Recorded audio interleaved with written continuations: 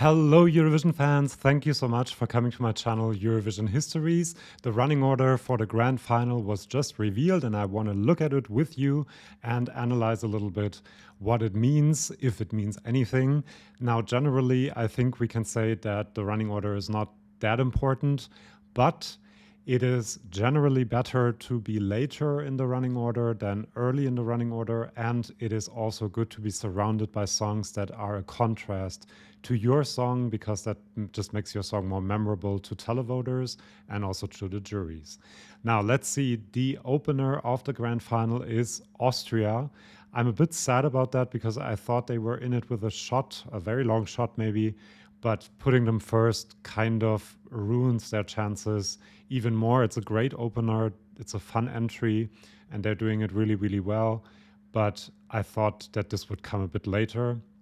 Then second, the death spot kind of in the running order, no song has ever won from second place, as you know probably, is Portugal, another entry that I love, and it will contrast well with Austria in the sound, but in the colors, it's actually quite red also, like Austria, so I'm not sure why they did that.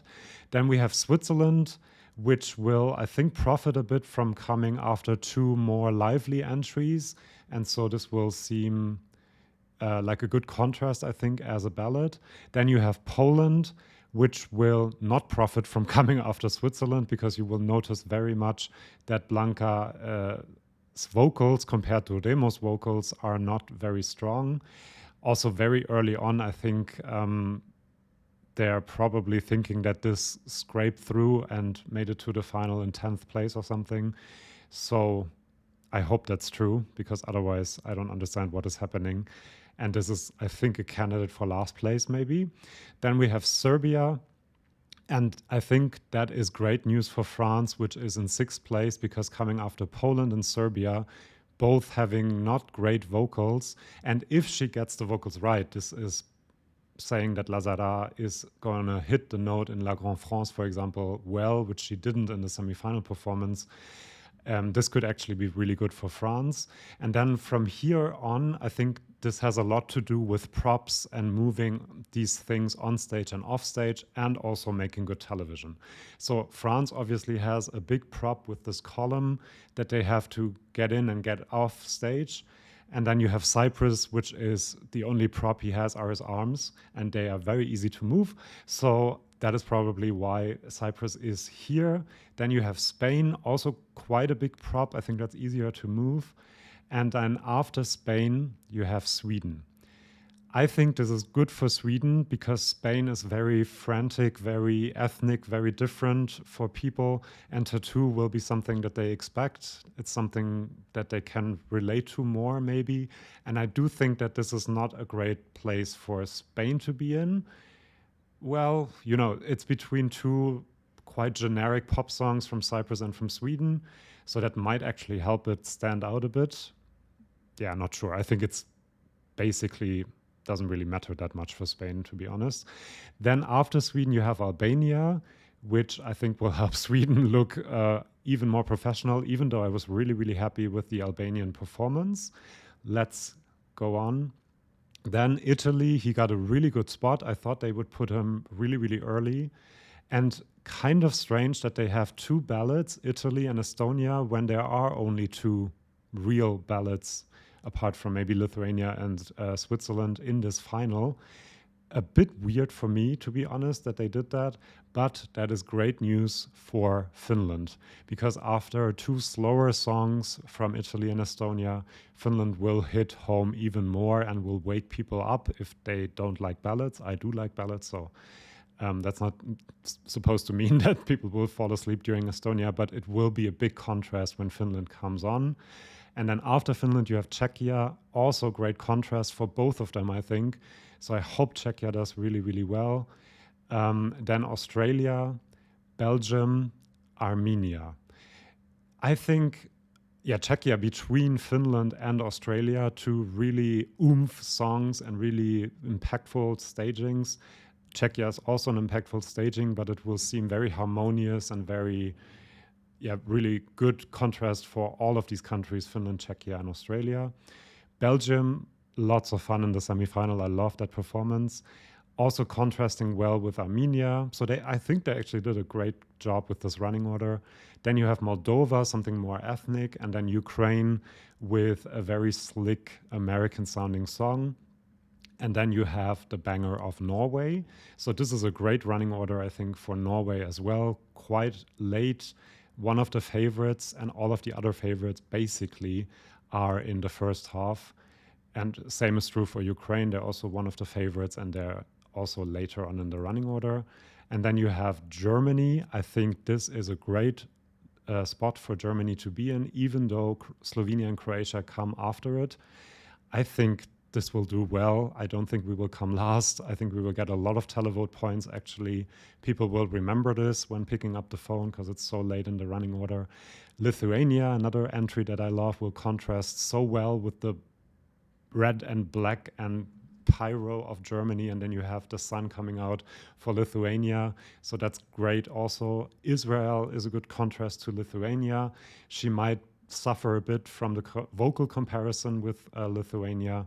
Then you have Slovenia. I love that performance. I wasn't a big fan of this song before, but the semifinal performance was just amazing. They are so great. So yeah, anyway, sorry. I'm going to do the review of Semi 2 later on, and in a different video. It's, I think, a good spot for Slovenia as well. And then Croatia, so late. I think they think that this is going to draw a lot of viewers. We don't know whether they know the results of the semifinals. I don't think they do. There's always discussions about this. If they do know the semifinal results and Croatia is so late, I could imagine that this did really, really well in the semifinal. And then the UK, I'm going to do a reaction because it's a bit, yeah, it falls completely flat. I think the UK might be in a lot of trouble, especially in a strong final like this. And even coming last in the running order will not help them that much. Let's get to the beginning again. What can we say about the big favorites? Sweden got a pretty good spot, I think, between two very ethnic entries, very out there entries that people are not used to. Sweden is more of a radio-friendly song, so great running order spot, I think, for Sweden. And we will have another winner performing in 9th place. I'm pretty sure that Sweden will win, actually. Great also for Finland, as I said, coming after the two ballads. And they got, I think, the latest spot they could have gotten in the first half. So producers obviously think that people will wait to see this and want to keep their attention as much as possible. What else? Norway has a great running order spot, I think. Germany has a good spot. Israel has a good spot. Slovenia, Croatia, great spots. Also Lithuania, really good, actually. They had a good spot in the semifinal already and another one here. So who is hurt the most? I would say definitely Austria for coming first. Maybe Portugal for coming second. Poland is hurt for coming after that great Swiss vocal performance, and she will just seem not so great vocally. I think France is helped. I think Spain, yeah, as I said, I'm 50-50. I don't know whether it's helped by being surrounded by two quite generic pop songs or hurt by it because it will seem more frantic and more different. That could be a good and a bad thing, I don't know. I think Finland is definitely helped. Australia, they probably wanted to perform later because lots of rock entries will come after them, including Germany, Slovenia, and Croatia.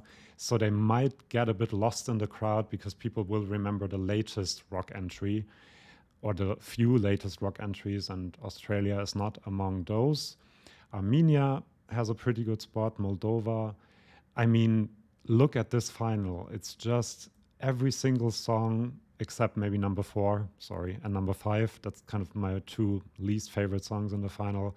Every single song deserves to be there. It's a great final, and I'm just looking forward to seeing that on Saturday. Yeah, that's all my first thoughts on the running order. Maybe a bit incoherent. Sorry, I haven't slept that much. So let me know what you think of the running order, what kinds of conclusions you draw. Please subscribe to my channel. I'm going to do a tier list video where I try to place all the entries where they will end up in the final. There's a song battle between Cha Cha Cha and Tattoo coming up. Lots of things. Chart update, odds update, so much happening in these days. So please, these 2 days until the final. So subscribe to my channel and yeah, come watch my next video if you want to. See you and bye bye.